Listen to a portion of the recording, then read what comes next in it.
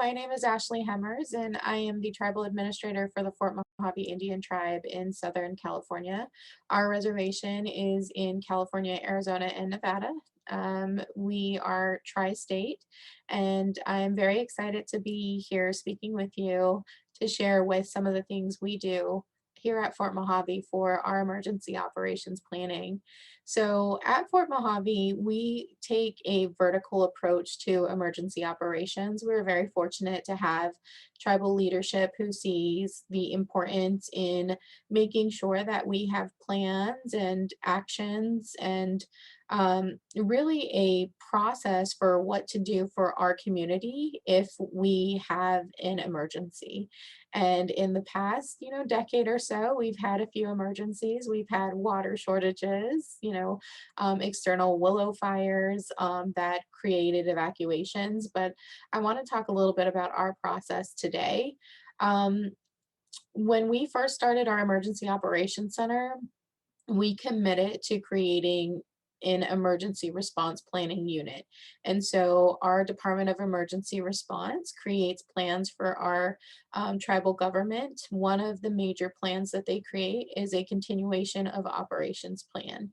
And this really helps to hub what we as a tribal government, whether it be our public service departments or our first responders, do in the advent of a community emergency. And from that continuation of operations plan, our government actually plans and creates programs that will help us to exercise and act upon those plans in the case of an emergency. So we really create a utilized planning unit that help us develop resources and tools for all of our executive leadership to know what their role is in terms of an emergency, what they can assist with in terms of an emergency, and how we can all come together as a community. And so when we talk about that, we build an emergency response network. We have one of the first emergency response networks fully endorsed by FEMA for our Emergency Operations Center, and that allows us to provide capacity building to our service providers who help us manage social programs like our Indian Child Welfare Unit, our Social Services Unit, our Elderly Unit within our tribal organization because we at Fort Mojave have a certain standard of care for our community, and we want to make sure that even through that standard of care, we've equipped our service providers with enough information so that in the case of an emergency, for instance, our health center will be able to still make sure that they can provide capacity to help make sure that the elderly receive their medication, or that children are able to get their asthma medication. And that really helps us to make sure that we're hitting all of our needs. And so I wanted to share a little bit of that information with everyone who's attending this conference, attending this specific workshop, because with Fort Mojave, we're not a large tribe. We have around 1,400 tribal members. Of that, approximately about 800 live on the reservation. They're separated into, five, developments, housing developments along the reservation in all three states in California, Arizona, Nevada. So we have some limitations in terms of, geographic regionality because our reservation spans those three states. And so we've had to become very keen on developing interagency partnerships and intergovernmental partnerships. And that allows us to have the flexibility in the case of an emergency to really be strategic about how to find resources that can support our needs at the time, and maybe how to leverage those resources with other partners across different state jurisdictions or even the federal jurisdiction that could help provide even further support for our needs. And that means we do the work here at Fort Mojave. So our whole government has completed our FEMA training. So that means every employee in all of our tribal government departments have completed FEMA emergency training.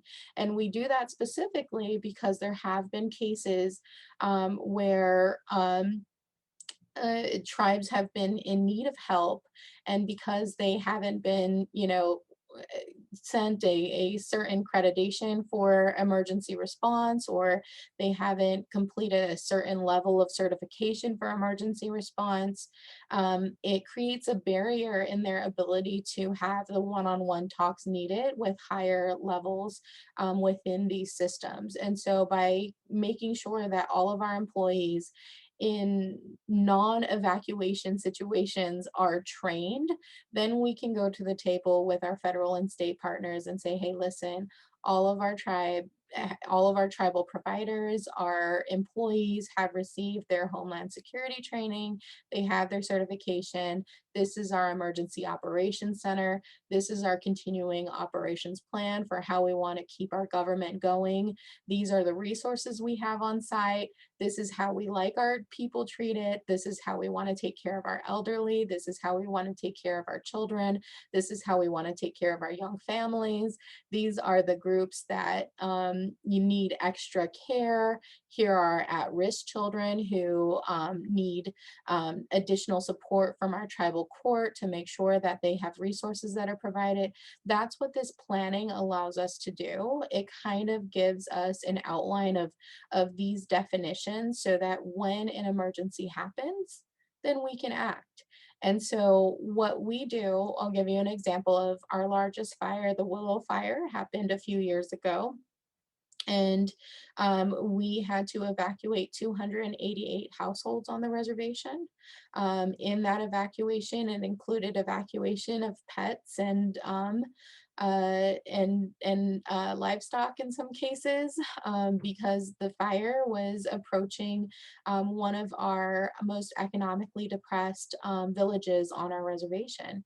Most of the folks in that area did not have transportation at the time, especially those folks who were under income, did not have transportation out, and there is one way in and one way out.